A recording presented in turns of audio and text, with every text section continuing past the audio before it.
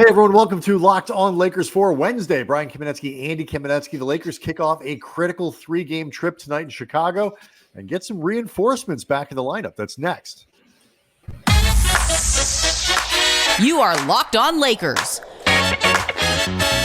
your daily Los Angeles Lakers podcast. Part of the Locked On Podcast Network, your team every day.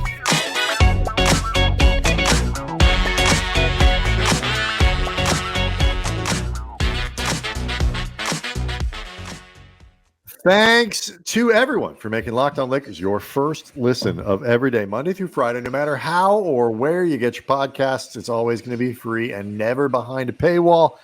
Locked On Lakers on YouTube is where you can go hang out with 22,000 plus subscribers, all of whom are a little anxious, I would say, Andy, about tonight's first of the three games in a really tricky and very important road trip for the Lakers. Really the beginning of the very beginning portion of a difficult stretch of games that lasts well into January. And the Bulls are one of the worst teams the Lakers will play. So yeah, got to get her done. Yeah, it's really important. I mean, they have not looked like themselves since the in-season tournament ended and they won the whole thing, and fatigue has been an issue. Guys have been pretty open, generally speaking, in our experience covering professional sports, professional athletes, they generally are loath to ever admit that they're tired. So when they do, generally speaking, I think it means something. Also, reading a report from friend of the show, Jovan Buha from The Athletic, there's been a lot of nicks and knacks across the team in terms of guys nursing various injuries that we've covered extensively, but also that LeBron and AD are both listed as questionable, for example, tonight in Chicago. Right. And I think the expectation is they're going to end up playing, and that we're going to talk about this could be our first look at a full and complete roster this season.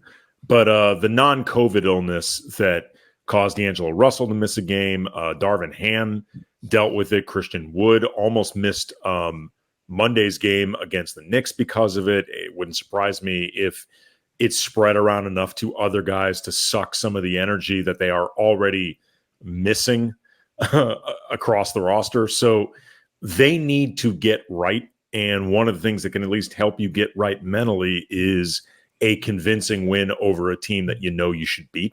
Yeah, I mean, look, here's the thing, though. It's do want to let people know, too, before we get too deep into this, today's episode brought to you by Game Time. Download the Game Time app, create an account, and use the code LOCKEDONNBA for $20 off your first purchase. It's one of these things where, on a neutral floor, the Lakers are the team that absolutely 1,000% should beat the Bulls. Like, they really ought to beat them anywhere. But the Bulls are at least halfway competent at home. They're a 500 team at home. And the Lakers have not proven that they can beat anybody, I guess, short of, they had the game in Cleveland, for example, and they beat Phoenix. And Phoenix, like, they've had outside of a couple good moments, they've been a pretty lousy road team. So it's hard to, for me at least, Andy, it's hard to kind of chalk up wins anywhere until they establish themselves as a better and more consistent road team, which, by the way, is one of the hallmarks of a good team. It's like I think a couple things that really good teams do. They beat up on bad teams with consistency, which the Lakers, I don't think they've really beaten up on anybody with consistency this year. They've won, but they haven't beaten up on teams. And they are and they're solid to batter on the road. And they certainly haven't done that going into this game at 5-9. They've been a pretty lousy road team. So I am not going to lie. I am nervous about what we are going to be looking at, because it only gets harder from here with trips to the two best teams in the conference in Minnesota and Oklahoma City. Well, hopefully the Lakers get a boost from Gabe Vincent, who returning. He is now listed officially on the injury report as probable, which I think if they are going to that type of length, he is likely going to end up playing, especially since there had been some optimism that he would have been available Monday against the Knicks. So assuming LeBron and AD play as I think they likely will. AD, it's, this is a homecoming kind of game. It is always important for him every year to play in Chicago when he can. Right. So my expectation is that they will have their full complement of players. And this will be for the first time since, preseason. I mean, preseason when Jared Vanderbilt played one game and then missed the rest of the preseason. I was just trying to remember if they even had it then. But even, it's like, look, Vincent is going to be on a minutes restriction. Like, he's not going to run out there and play, 29, 30 minutes, in this game. He's essentially missed. I mean, I'm going to go ahead and call it the entire season for all intents and purposes. And then Vanderbilt is still limping around himself. So, I mean, like, you've got the roster, but it is still, it's not everybody's there. Not everybody is necessarily healthy. No, but I think that distinction makes sense. It does make sense. And I think you're correct about that. But I do think it helps to have everybody available. First of all, like we talked about in yesterday's show, I get a very strong feeling that Darvin is still very unsettled with the way that he wants to utilize the entire roster when he has his full option of choices. I think some of the inconsistencies and the peculiarities of how he's used some of the players. Some of it has to do with choices that I think Darvin just isn't pressing the right buttons. But some of it, I think, it has to do with him not having everybody that he wants or needs. I think if nothing else, you start to get an idea, like a more clear picture of everything that he thinks he can do with this roster. Even if you've got Vincent on a minutes limit, even if Vanderbilt is still on a minutes limit, like even if Rui's still dealing with the mask and I guess trying to still win over Darvin Ham's confidence, like whatever, you still just start getting a better idea. And that's before you even get into the ways that Gabe Vincent, even if he's limited to 15 to 20 minutes, can shape and help the roster moving forward when he's available. Yeah, I mean, look, it is better to have people there than not. But how? All I was saying, my only point there was that he doesn't have full freedom to do things exactly how he wants and experiment exactly how he wants. But this question of whether you're talking about tonight in Chicago or the rest of the road trip or Christmas against Boston or moving forward into, the end of the year in early January, like where Vincent fits, whose minutes he absorbs, who might knock down, lose a couple minutes here and there. And obviously it starts with, maybe D'Angelo Russell doesn't play as much, or like, I don't think it's necessarily going to eat into Reaves' playing time. But does the trickle down move to Taurean Prince or Cam Reddish or guys like that as you start to kind of like drop certain guys in and out of the lineup? So I am really curious both how Darvin uses Vincent, but also how Vincent plays. I don't mean tonight because that's not fair, but I mean big picture. Are we going to get the Gabe Vincent that shoots like he did in the playoffs in Miami last year? Or are we going to get the guy who I believe is currently shooting 7%? That's bound to go up, but I don't know what he is yet, other than, kind of he's a solid player, but I don't know what that does for the team quite yet.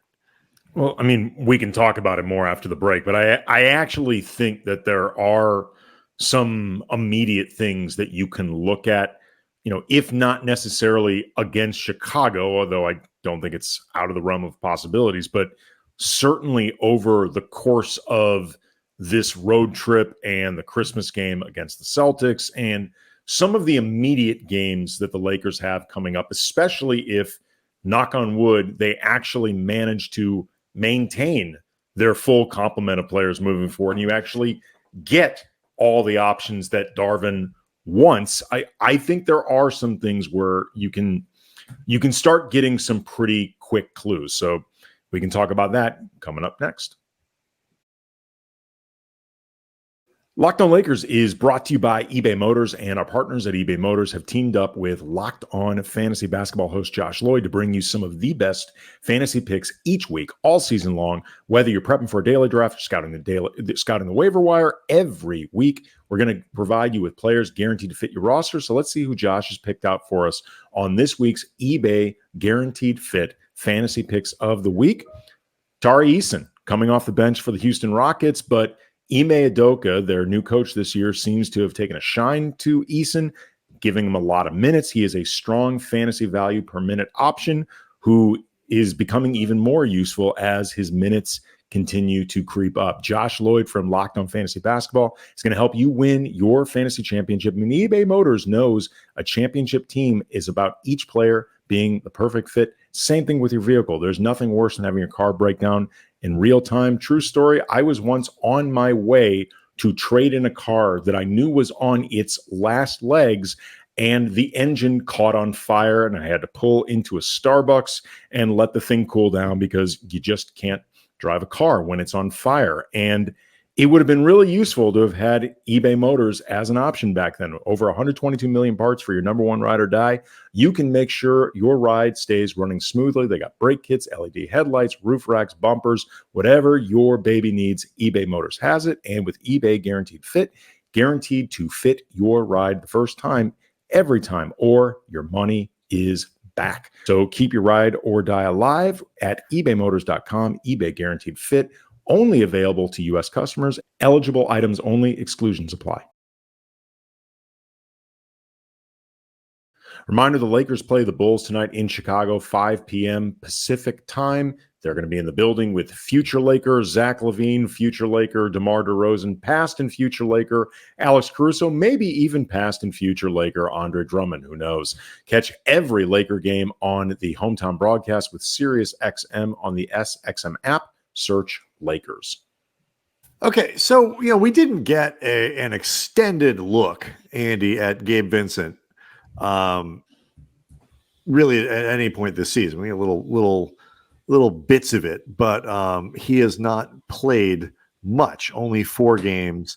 In those 4 games, he did average 28 minutes a game, 6 points, 3 assists, and a steal and a half. And as I mentioned, shooting the ball very, very, very poorly, particularly from 3-point range, 7%. What do you expect, or what do you think the Lakers can do, though? Because you mentioned it in the last segment, relatively quickly to try to leverage the skill set in ways that can benefit them. And, this is not a team that is playing particularly well. Well, I mean, I think it gives you optionality in terms of defensive assignments and the choices that you have, the combinations that you can put out there, variety, tossing different looks at some of the top scorers on another team, just one more different way that you can try to throw somebody off balance. You also get more point of attack options defensively, and with Vanderbilt not at 100%, seemingly re-aggravating something this entire season when he's even been able to play and on a minutes count. And I think Cam Reddish as well as he's discovered this lane as a defensive specialist and a defensive disruptor, I think he is more vulnerable to quicker guards and generally speaking does better against scoring wings than some of the smaller guards out there. So Gabe Vincent becomes an option for, say, the Jalen Brunsons of the world, like that we just saw Monday against the Knicks. Just one more potential guy that you can put out there, because that's been one of the hallmarks of Gabe Vincent's career in those 4 years in Miami. He turned himself into a very, I think, smart and effective defender, imperfect in certain ways. And definitely there are size limitations, but off the bat, I think Darvin will discover more options that he can deploy for a team that, for all the things they're going to try to fix offensively, they look like they're going to be at their best when they are defending at their highest level. Well, yeah, I mean, look, the game on Monday, the Knicks game, the problem with the Lakers was not their defense. They had moments where there were breakdowns and this and that, but particularly against Jalen Brunson and Julius Randle. I mean, these are very good offensive players, and Randle in particular has been on a major. He has had years where he's been less efficient than others, and this and that. But this stretch of games he's on right now is probably as well as he's ever played. And so, like, those guys cause trouble for everyone. Brunson is, these are all-star or all-star adjacent level players.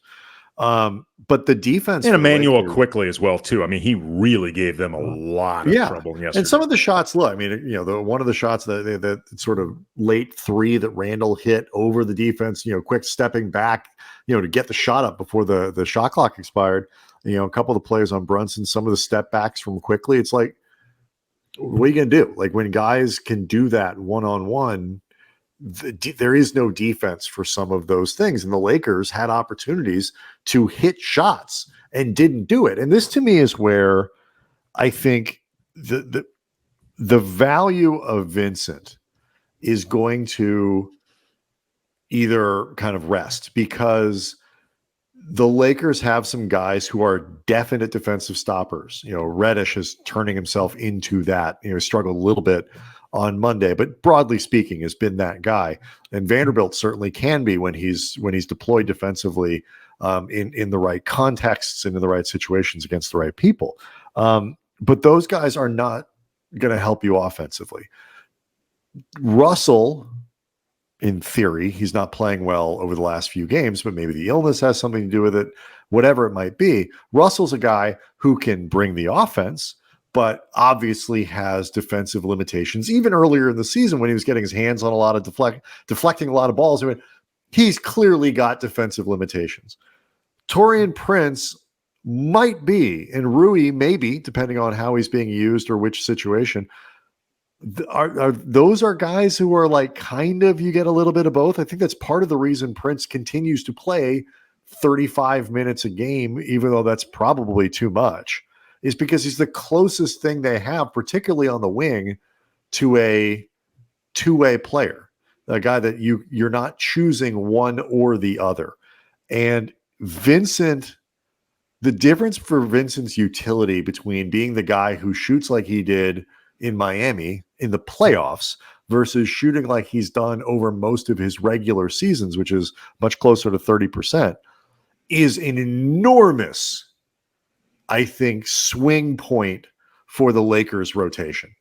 Because if they can get a second guy who's both, potential floor stretcher without sacrificing defense, does a huge amount of benefit for the Lakers rotation. Or just scoring. I mean, look, Gabe Vincent's, his 3-point shot has come and gone over the course of his career. And like what he did in Miami during that run to the finals has not been indicative of his whole career. Like, that's far better than he's been from outside. But he is somebody that can score. Like, he's much more of a scoring guard than a distributing guard. Correct. As a point guard. Like, of the two, right. Absolutely. Of the two, in certain respects, he's a point guard because he'd be too undersized as a shooting guard. But he's in a lot of ways a shooting guard in a point guard's body. You can't be a small forward when you're, 6'2" or whatever it is. Right. But it would be helpful just to have more scoring, even if it isn't somebody that can stretch the floor. If it's somebody that can just juice the offense in any way, it would be helpful. I think Vincent also too, and it wouldn't surprise me if this happened pretty quickly, becomes an option for Darvin to close games. And I would agree. Well, that was the blueprint before the season started. I think assumed that's what it would be. I was going to say it was the blueprint that you and I assumed, if nothing else, that D'Angelo Russell would start and that Gabe Vincent would likely finish games alongside Austin Reaves and LeBron, AD, and pick a fifth guy, but that he'd be in that mix. I also wonder too, like I was thinking about the different ways that Vincent could be helpful. Assuming he is relatively up to speed and his minutes restriction, if there even is a minutes restriction, because we don't know for sure, it's safe to assume it, but we don't actually know. And it's not, I'm not talking about some sort of hard and fast thing, but like the guy has not played and the Lakers have not had many practices. So it's just, this is typically how this sort of thing is handled. But I also wonder if he looks like he is in the flow relatively quickly and looks like he's able to stay on the floor without hurting you despite whatever rust, whether it could actually make sense to sit Vando down a few games and just let himself get healthy. Because I feel like right now he's limited in how often that they can use him. And he is one of those guys like, Vanderbilt's not like a total energy guy. I do think he has some degree of like tangible skills on both sides of the ball. Like he can handle the ball some, beyond what we know he can do as a perimeter defender. Good cutter, opportunistic player, that kind of thing. Exactly. But a lot of what he brings is hustle and energy. And if he cannot do that because of physical limitations, I actually wonder if it makes sense, especially with Vincent back and another perimeter defender at your disposal. It's not perfect, but I wonder if it actually would just help Vando and the team out big picture, maybe even big and small picture, if you just had him sit for a few games.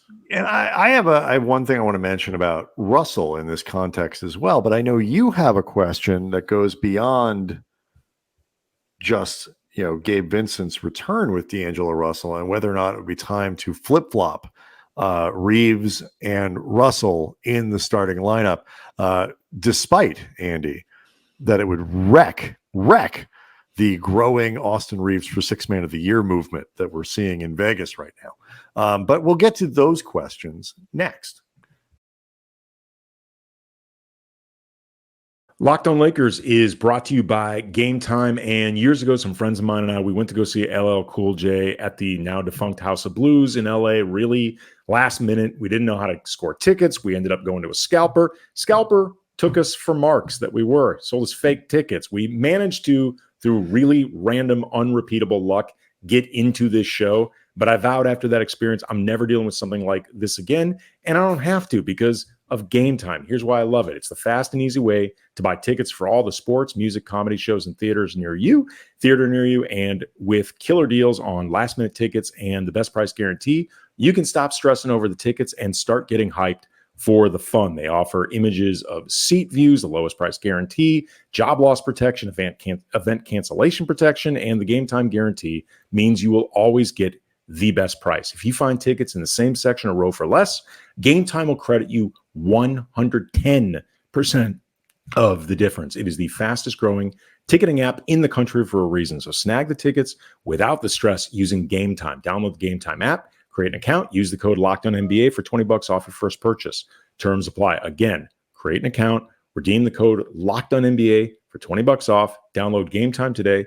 Last minute tickets, lowest price, guaranteed.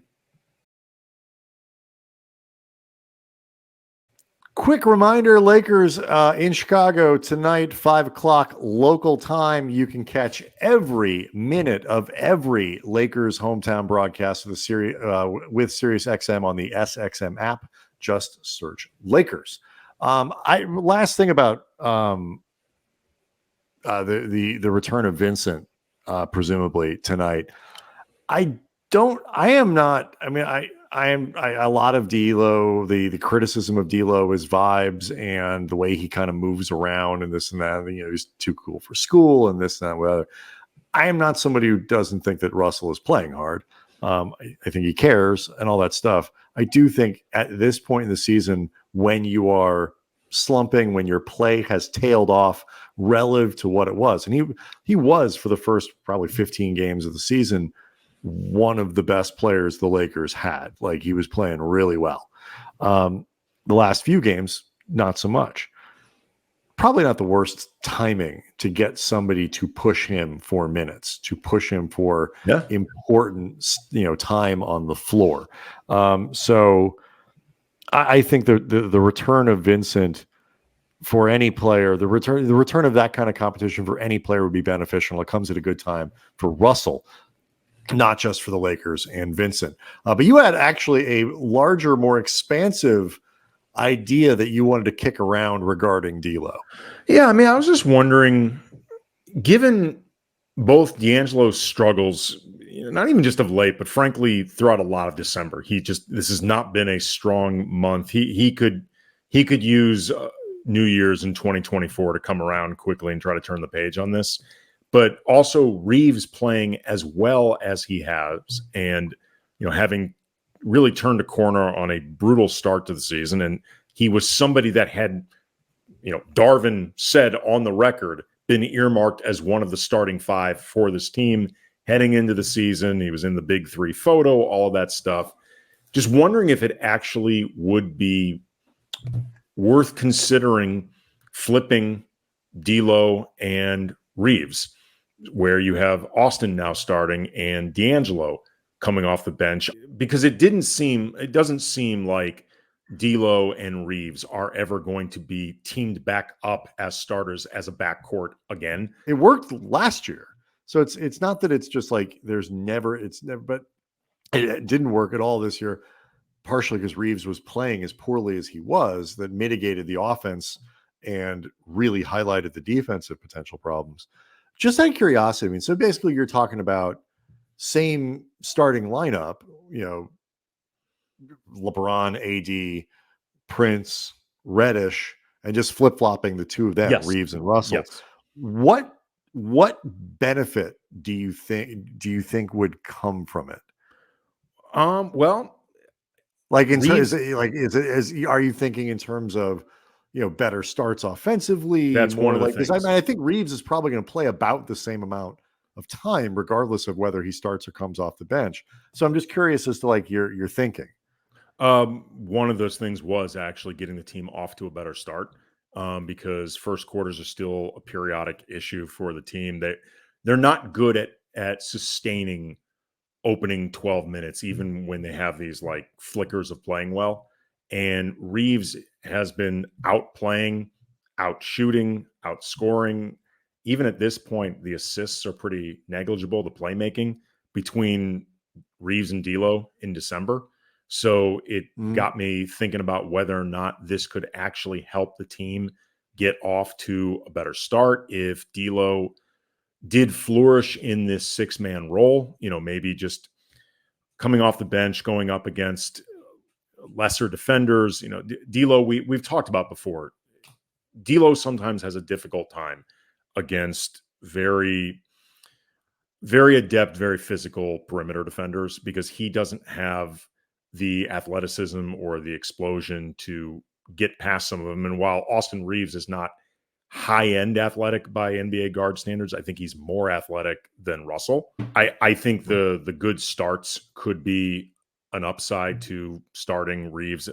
I think that was the biggest reason that jumped out at me.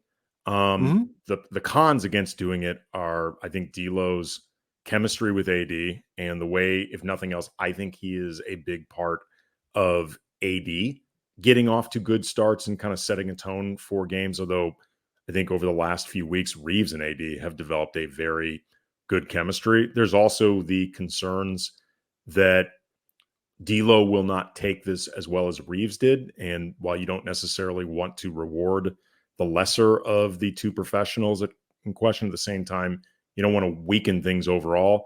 You also could just maintain continuity by reducing D'Lo's minutes, and that might be the simpler way to do it.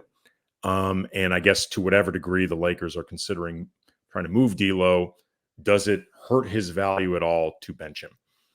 Yeah, I don't know. I mean, that part of it, we'll talk, I think, more extensively about the trade. Everybody knows what D'Angelo Russell is. Sure. There's not a team that's going to look at Russell and be like, we're getting him because we think he's going to, first of all, the teams that he's going to be shipped to, at least initially, are Chicago, are Utah, Sure. Washington, or whatever. Teams that are giving up players. Right. Because they're not going to the playoffs. They don't care about D'Angelo Russell. They're much more interested in the future structure of his contract. Well, but also I'm not too worried about that. Well, but if he's not playing well, then or if he's seen as not playing well, if he sees his value as decreasing across the league, then he might opt into his deal. And if they want to get rid of him, that could be an issue. He might, but I think he is going to be seen as exactly what he is. People read the market and unless he's playing at an all-star caliber level, I think the assumption, any team that acquires him the assumption is you do it with the assumption that he's going to opt into his deal. because I think that's how most GMs would approach this. Like you can't operate with the assumption he's going to get out, that he's going to opt out, because what if 4 days before the end of the season he tears his ACL? Then he's opting in at that point. Like I think that's just how most GMs operate. I don't think it's a bad idea. I am so indifferent often to questions of start. I have concerns about the balance of the rest of the roster throughout, but how much I just, I think you can trim off a few minutes of how much he plays with bringing Vincent in earlier, bringing Reaves in at different times. The opportunities, if D'Lo doesn't start to play better, to reduce his minutes are pretty plain anyway. I'm not sure I'd upset the apple cart of Reaves playing as well as he is, and that's a potential issue too. Like he settled in very well to this role. I'm not sure I'd mess with it. It's working. So I can't say I'm wild about it. I'm not sure necessarily what you get out of it. The biggest thing I was thinking about was the starts to games. Sure. That was the biggest part of it for me. I do think, though, it reinforces just the broad challenge that Darvin has in figuring out how this works and why it really matters for some of these guys to prove to be better two-way players. And, Russell does it by being a much better offensive player and a tolerable defensive player. Prince, with the 3-point shooting and, kind of benchmark defense. It's like good enough and versatility, and you can do a lot of stuff with him. And Vincent, in theory, fits in somewhere into that category as well, because Reddish and Vanderbilt don't really do it. And so, you need guys who can. They are not plus offensive players. They're not incompetent, but they are not plus offensive players. They're not. I disagree strongly with the idea that either one of them are anything but below average offensive players. They're not useless, and it's not that they can't do anything right, but they're not helpful on that side of the ball. Anyway, we'll see what happens tonight, because this is we're back into, everybody knows how the everydayers know how we feel about these games against lousy teams. These are the most important games that they play. This is the most important game of this road trip. We'll see how the Lakers respond. Locked On Lakers on YouTube, so we can go hang out with 22,000 or so subscribers who will be very upset if the Lakers do not win tonight in Chicago. We will be back to talk about it after the game, and we'll see everyone tomorrow.